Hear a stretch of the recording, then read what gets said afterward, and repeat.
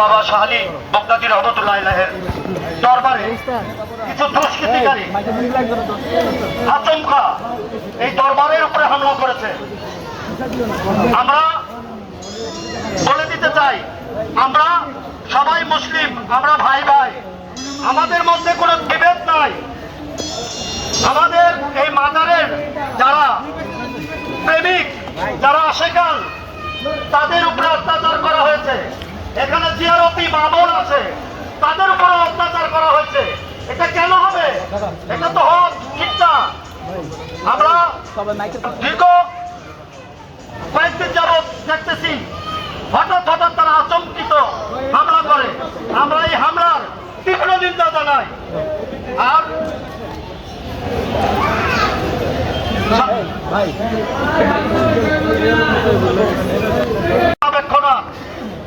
দায়িত্ব আপনাদের।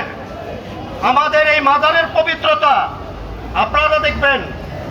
আমাদের মাজার শরীফের মধ্যে যাতে জিয়ারতি ভাই বোন আছে, তারা যাতে সুরক্ষিত থাকে, আপনাদের প্রতি আমাদের আকুল আবেদন, আপনারা এই জিনিসটা ফলো করবেন।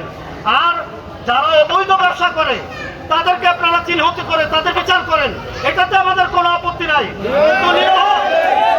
পাগল ফকিরের উপরে অত্যাচার করলে আর আমরা বসে থাকবো না, প্রত্যুত্তর করবো।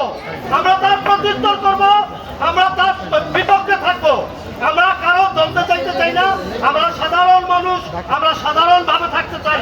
আমরা অলি আল্লাহকে ভালোবাসি, আমরা অলি আল্লাহর দরবারকে ভালোবাসি, আমরা অলি আল্লাহর দরবারে থাকতে চাই। পাগল ফকির জীবনে সুরক্ষিত থাকবে। আপনাদের কাছে বিনীত অনুরোধ থাকবে, আপনারা আমাদের এই কাজটুকু আপনারা করবেন।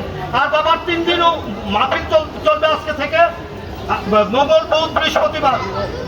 বাংলাদেশের থেকে, সারা বাংলাদেশ থেকে এখানে জিয়ারতির মানুষ আসবে।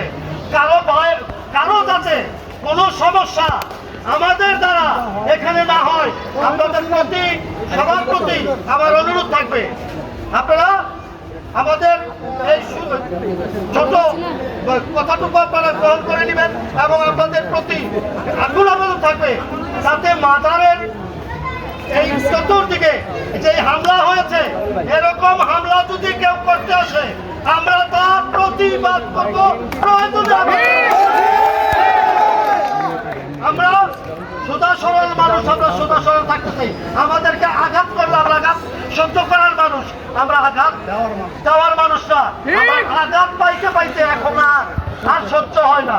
এখন দেয়ালে পিঠ থাকা, আমাদের নিজের বাঁচতে হবে। এখন আপনাদের সাথে আমাদের কোনো দ্বিমত নাই। আমরা চাই যাতে শাহানি বাবার দরবারটা সুরক্ষা থাকে। আমরা এটুকুই আমাদের দাবি, পাগল ফকির যেন সুরক্ষিত থাকে। এই বলে আমার বক্তব্য শেষ করছি। আসসালামু আলাইকুম।